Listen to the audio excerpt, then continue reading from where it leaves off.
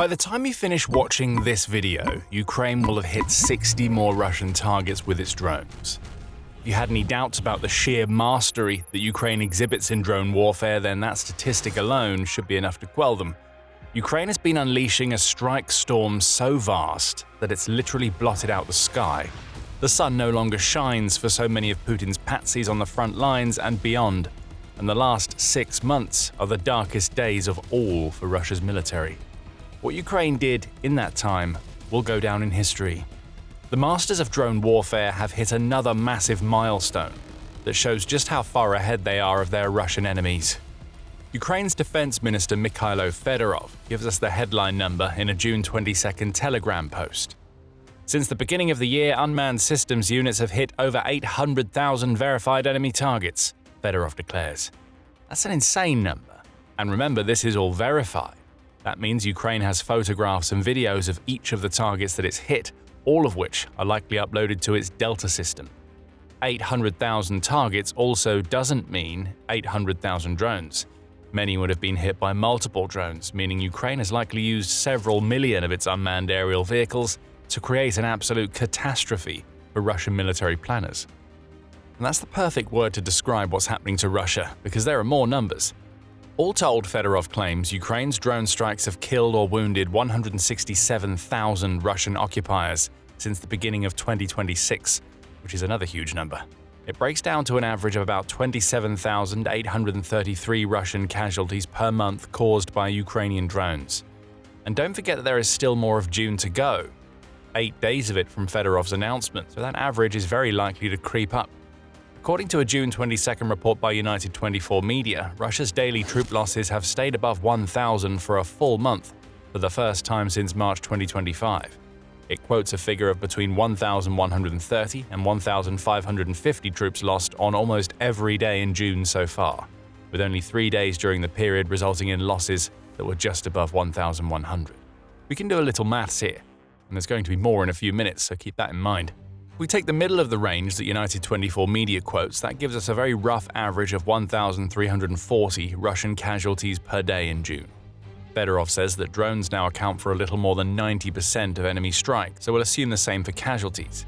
That gives us a daily average of 1,206.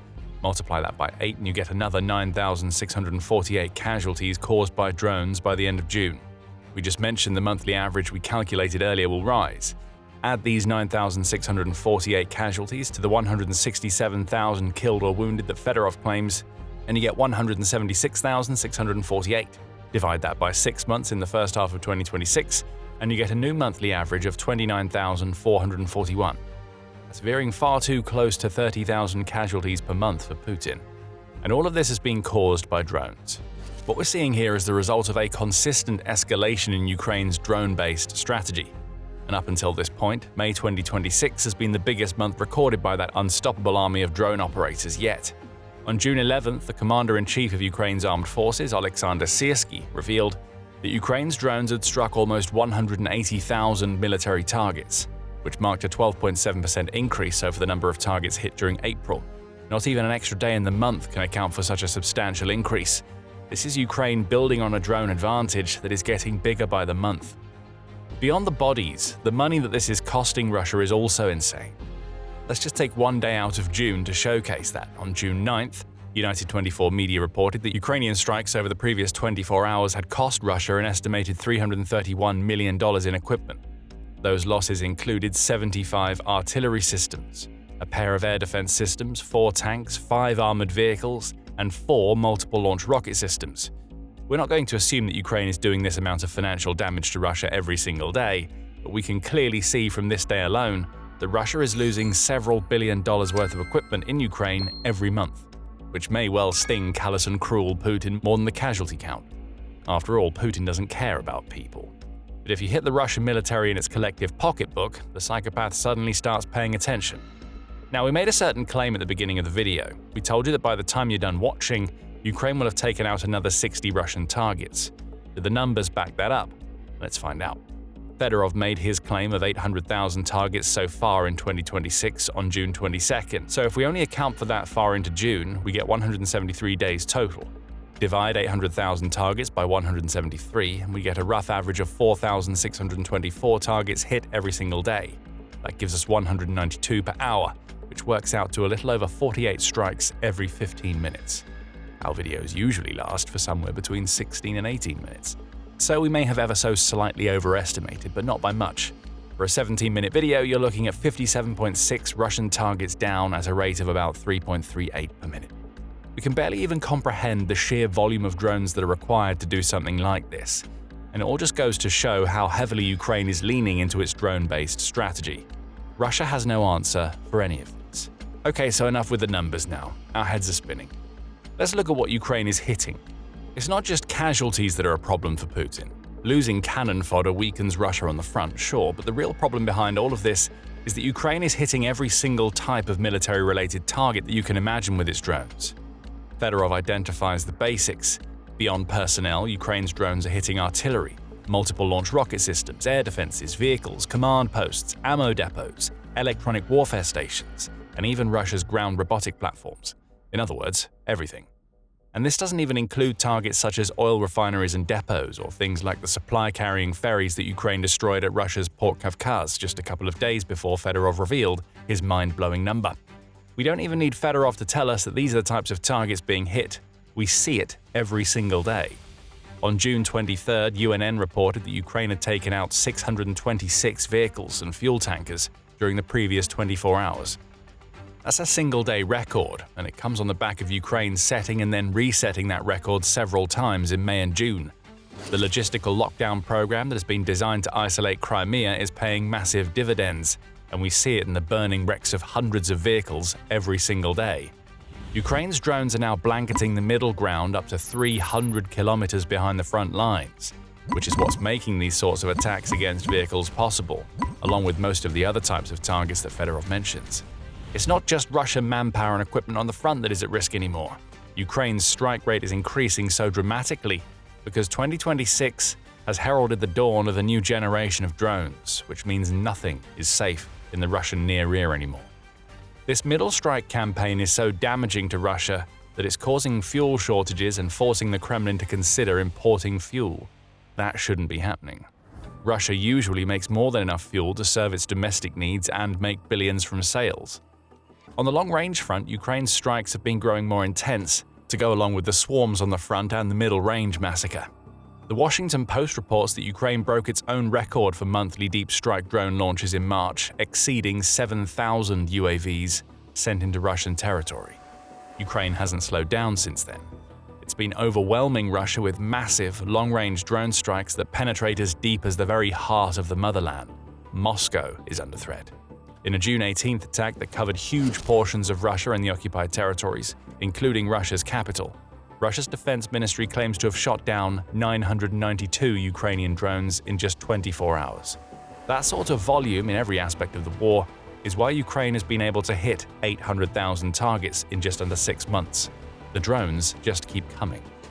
They blot out the skies, confuse air defenses, and make it impossible for Russia to stop them all.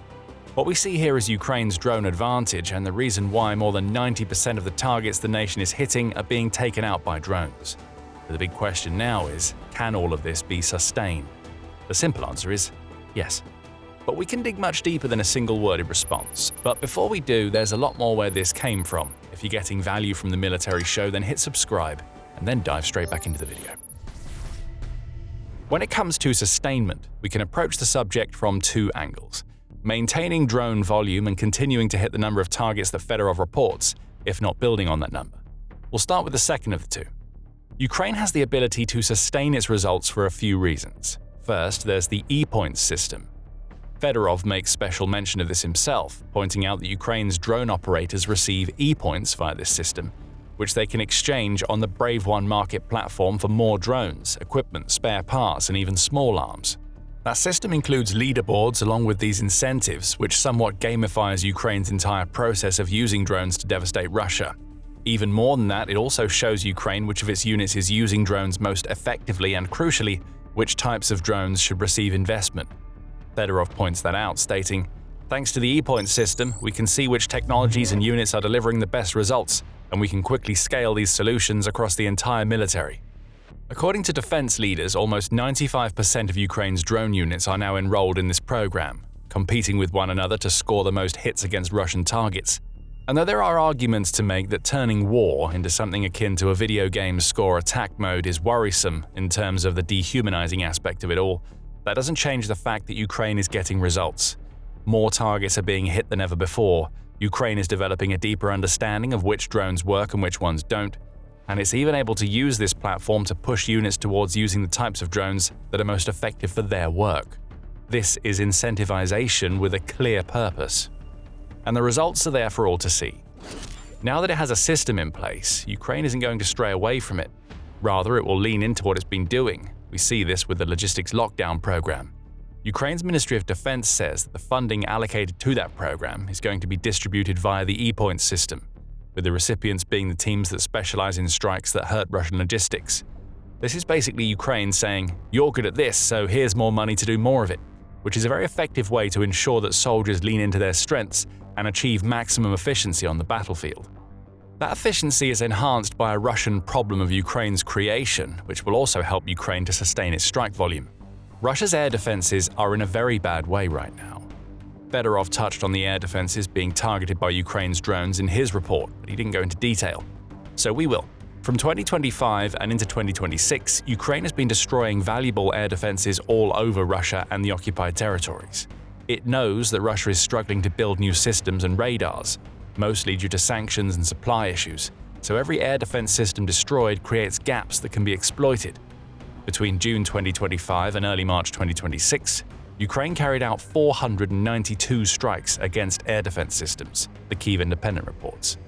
Speaking of March, UKR Inform says that month was a massacre for Russia's air defenses, as Ukraine took out 39 surface-to-air missile systems and 15 radars in that month alone.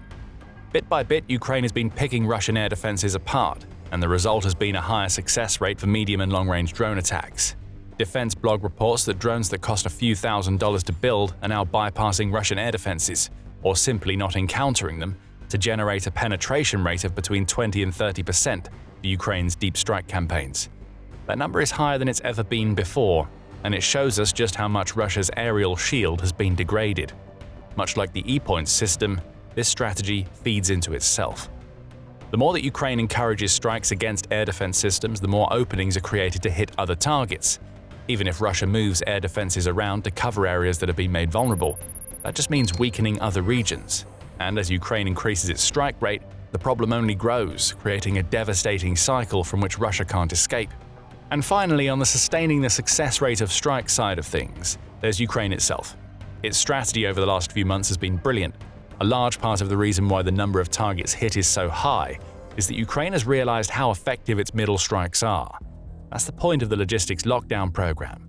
Ukraine is using a new generation of drones to strike targets that Russia never expected would be vulnerable to drones. Thus, those targets aren't defended as well as they could be, which only enhances Ukraine's success rate. What we see with this strategy is a twist in the tail of the Ukraine war, and it's given Ukraine enormous amounts of momentum.